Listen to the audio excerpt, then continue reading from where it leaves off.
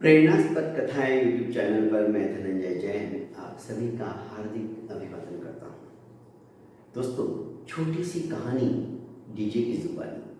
प्रतिदिन आप प्रेरणास्पद कथा यूट्यूब चैनल पर एक कहानी रोजाना सुन रहे हो और ये सिलसिला मरते दम तक चलेगा, ये मैं आपसे वादा करता हूं।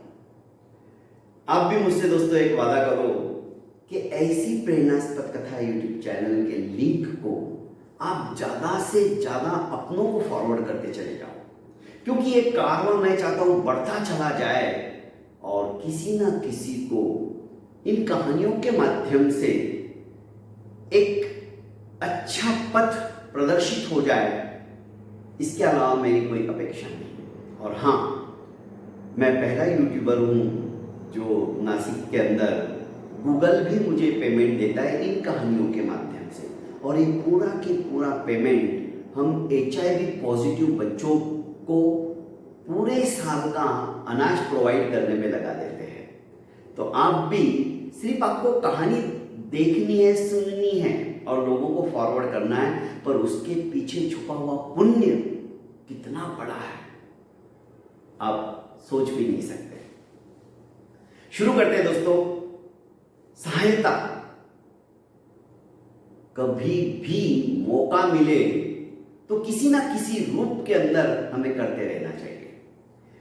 एक सब्जी मंडी की दुकान पर सब्जी विक्रेता हमेशा फ्रेश सब्जियां बिका करता था, तो वहां पे भीड़ भी बहुत लगी रहती थी।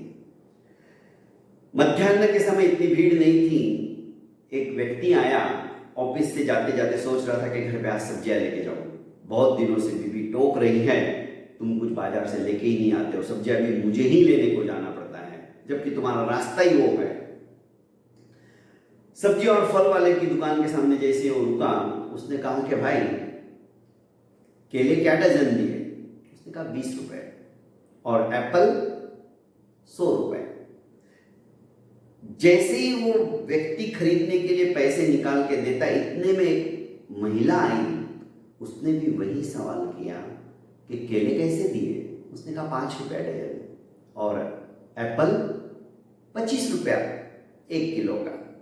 ये व्यक्ति को इतना गुस्सा आ रहा था, अभी मुझे 100 रुपया किलो बोल रहा है, 20 रुपये डजन बोल रहा है, और इस महिला को 5 रुपये डजन और 25 रुपये किलो, सामने के सामने इतना फर्क कर रहा है।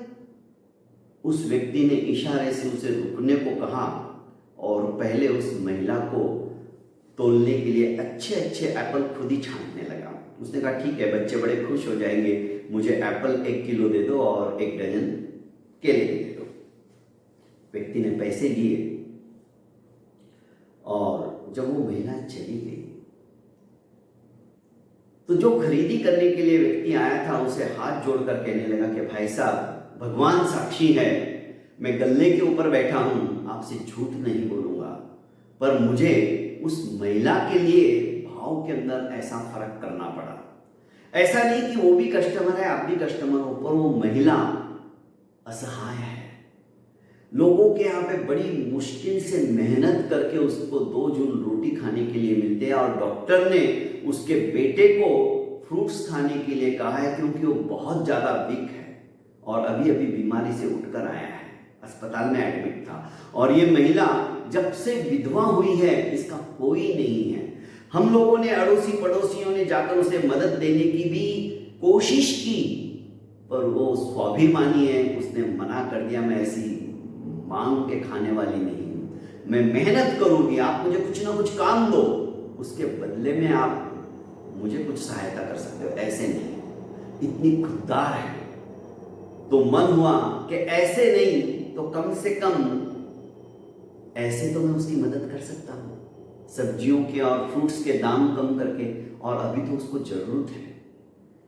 वो कितनी सारी दुआएं देके गई। और हाँ, जब भी वो महिला 8-10 दिन में एक बार यहां पर आती है कुछ ना कुछ लेने के लिए, भगवान की सौगंध, उस दिन मेरी कोई सब्जी, कोई फल फ्रूट अवशेष नहीं रहता है, सब के सब बिक जाते हैं।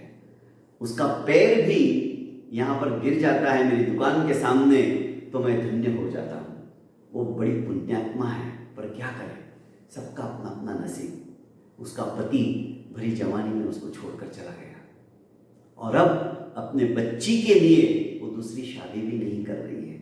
हमने वो भी फोर्स किया कि तुम दिखने में भी सुंदर हो, पढ़ी लिखी हो, तो कहीं ना कहीं तुम्हारी शादी हो ही जाएगी, पर उसने कहा नहीं, मेरा पूरा फोकस अब मेरी बच्ची पे रहेगा। बहुत बहुत धन्यवाद दोस्तों।